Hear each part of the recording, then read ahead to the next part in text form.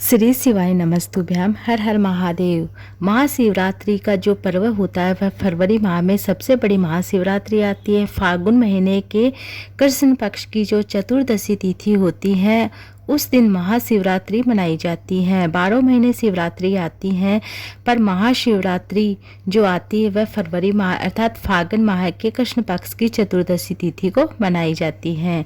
और विधान शिव महापुराण में विधान है कि माघ की जो शिवरात्रि होती है और फाल्गुन की जो शिवरात्रि होती है, ये दोनों शिवरात्रि में भव्य मतलब पूजा की जाती है। इस दिन प्रसन्नता से आप अपने घर में देवाधिदेव महादेव भोले बाबा का पार्थिव शिवलिंग बनाकर पूजन करें। शिवरात्रि प्रेम से मनाएं। शाम को प्रथम पहर की पूजा की जाती है, प्रदोष काल की पूजा की जाती है। प्रथम पहर की पूजा है, जो 4 पहर की पूजा नहीं कर पाते हैं, केवल प्रथम पहर की पूजा 7 से लेकर 8 बजे के बीच में जो प्रथम पहर की पूजा कर लेता है उसकी चारों पहर की पूजाएं पूर्ण हो जाती हैं। यह पहर की पूजा पूरे विश्व अर्थात पूरा देश मनाता रहता है। आपको क्या करना है, आप कुछ नहीं कर सकते तो आप मंदिर जा सकते हैं। अगर आप अपने घर में पार्थिव शिवलिंग बनाकर पूजा करना चाहते हैं तो पार्थिव शिवलिंग बनाकर पूजा करें। भगवान शिव की आराधना करें, प्रेम से आराधना करें। शिव जी को 1 लोटा जल और जो भी पूजन सामग्री है बड़े ही प्रेम से चढ़ाए। श्री शिवाय नमस्तुभ्यम मंत्र बोलते हुए आप चढ़ाए। देवादिदेव महादेव भोले बाबा की पूजा करें और बाबा से प्रार्थना करें कि हमारा घर धन भंडार से हमेशा भरा रहे। पूजा करें और इस दिन इतनी खुशी से पूजा करें कि जैसे कि बाबा हमारे घर आ रहे हैं। इतनी प्रसन्नता के साथ पूजन करना चाहिए। बेलपत्र चढ़ाना चाहिए और 1 बेल अवश्य चढ़ाना चाहिए। आज के दिन देवादिदेव महादेव भोले बाबा का बड़े ही प्रेम से पूजन करना चाहिए। आज के दिन भगवान देवादिदेव महादेव भोले बाबा के शिवलिंग का पूजन करना चाहिए कि आज मेरे घर मेरे शिव आ रहे हैं, आज मेरे घर मेरे भोलेनाथ आ रहे हैं। इस तरह से आपको प्रथम पहर की पूजा जरूर करनी चाहिए। शिवलिंग की पूजा करनी चाहिए।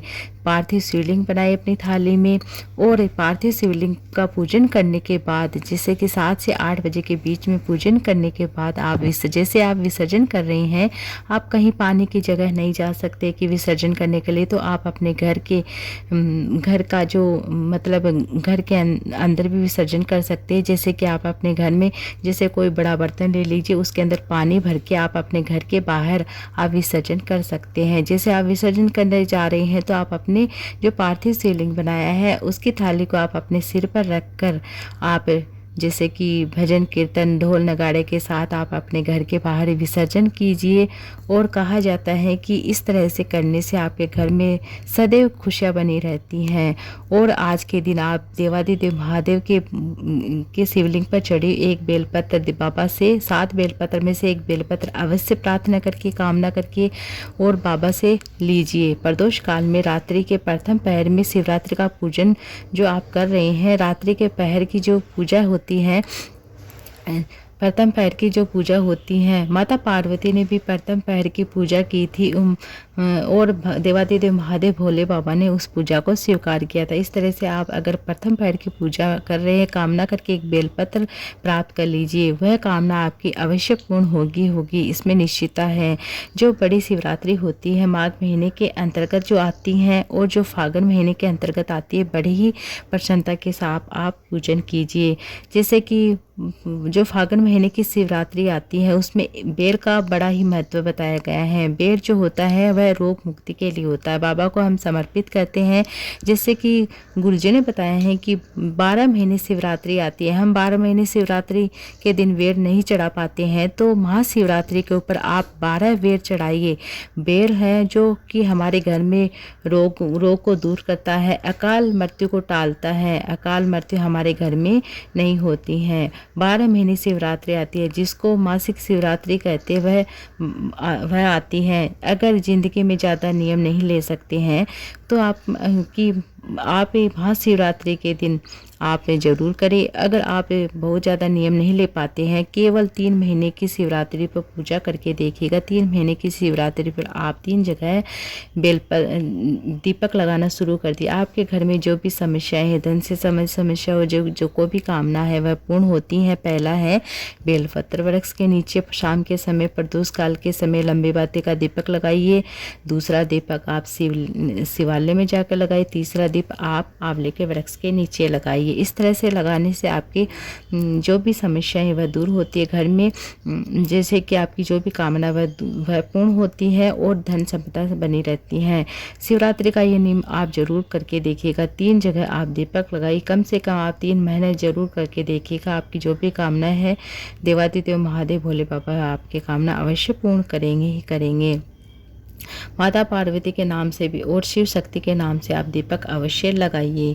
इस तरह से आपको मतलब महाशिवरात्रि से ही नियम ले लेना है। अब 12 महीने शिवरात्रि आती है, 12 महीने शिवरात्रि आती है, तो आपको क्या कि एक बेर का विधान बताया गुरुजी ने कि 12 महीने शिवरात्रि आती है तो हम बेर नहीं चढ़ा पाते हैं। महाशिवरात्रि के दिन आपको 12 बेर चढ़ाने चाहिए। शिवरात्रि के दिन जैसे कि पहला जो बेर होता है वह जैसे कि कार्य के लिए चढ़ाते हैं। पहला बेर जो होता है वह वंशवृद्धि के लिए होता है। दूसरा नंबर का जो बेर चढ़ाते हैं वह संपदा बढ़ाने के लिए होता है। तीसरे नंबर का जो बेर होता है वह बच्चों को बुद्धि प्रदान करता है। चौथे नंबर का बेर होता है वह शिव को समर्पित करते हैं। शिवरात्रि के दिन जो घर में रोग बीमारी होती हैं वह दूर होते हैं। 5वें नंबर का जो बेर होता है शिव जी को समर्पित करते हैं, हमको रोगों से मुक्त करते हैं। और 6ठे नंबर का जो बेर होता है घर में जो भी अटके हुए काम होते हैं वह बनते हैं। 7वें नंबर का जो बेर होता है कोई कार्य नहीं हो पा रहा है उन कार्य को सफलता प्रदान करता है।